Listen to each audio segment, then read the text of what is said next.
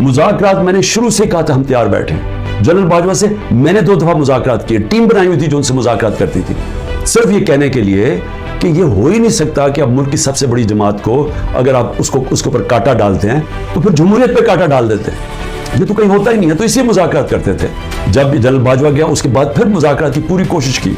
बात मैं आज भी करने के लिए तैयार हूँ, इसलिए कि ये इमरान खान की अब बात नहीं है, ये पाकिस्तान की बात है। वो शायद ये समझते हो कि मैं को कमज़ोर हो गया हूँ, मैं को घबरा गया हूँ, मुझे अकेला किया हुआ है, तो शायद मैं इसलिए कह रहा हूँ मुझे आप कुछ नहीं दे सकते। कौम मेरे साथ खड़ी है, क्या कोई दे सकता है? मैं कोई चोर दरवाजे तो आना नहीं चाहता। मैं हकीकी आज़ादी की जद्दोजहद 27 साल से कर रहा हूँ। मैं डील्स करने के लिए नहीं कर रहा कि जी अगर ये करें तो हम आपको आगे वजीर आज़म बना देंगे, ये कर देंगे। मैं ये वजीर आज़म के लिए नहीं कर रहा, मैं एक अपने मुल्क के और अपने मुल्क के बच्चों के मुस्तकबिल के लिए कर रहा हूँ। मैं बातें भी आपके लिए इसलिए कहता हूँ कि डायलॉग करो, क्योंकि जिस तरफ ये निकल गए हैं यहाँ तो आगे अंधेरा है। हमारे जो दोस्त मुल्क हैं वो भी पैसे देने के लिए नहीं तैयार। रूल ऑफ लॉ ही नहीं है, इन्वेस्टमेंट कैसे आएगी? इन्वेस्टमेंट नहीं आएगी, दौलत में इजाफा कैसे होगा? उसके लिए जब तक के हुकूमत नहीं आती जो पब्लिक मैंडेट से आए, जिसको पब्लिक सपोर्ट करे, जब तक एतमाद नहीं होता पैसा नहीं आने लगा। मकसद क्या है कि किसी तरह इमरान खान के ऊपर कांटा डाला हुआ है, अब उसने नहीं आना। और अगर तहरीक इंसाफ भी आएगी तो वो सुकड़ के एक छोटी सी जमात लेके आनी है। इस मुल्क में वो खिचड़ी पकी रहे और जनाब एस्टेब्लिशमेंट का कंट्रोल हो जाए। एक तारीख का स्टूडेंट होते हुए तो अपनी कौम को आपको मिसाल देना चाहता हूँ कि जिधर ये हम आप पहुंच गए हैं और आगे लेके जा रहे हैं,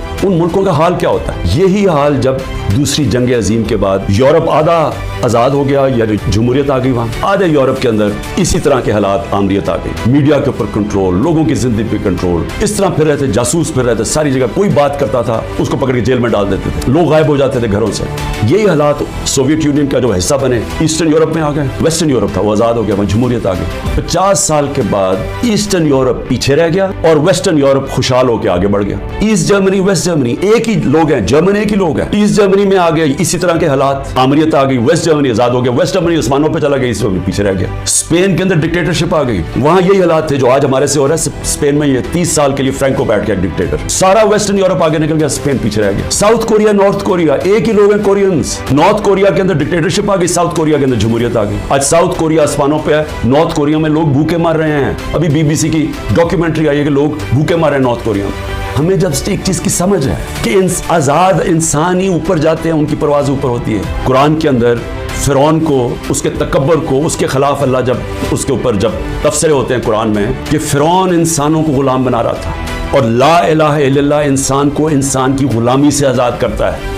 तो जो इंसान इंसानों को गुलाम बनाता है, अल्लाह ने उसको जो फिरौन की मिसाल बताई हुई है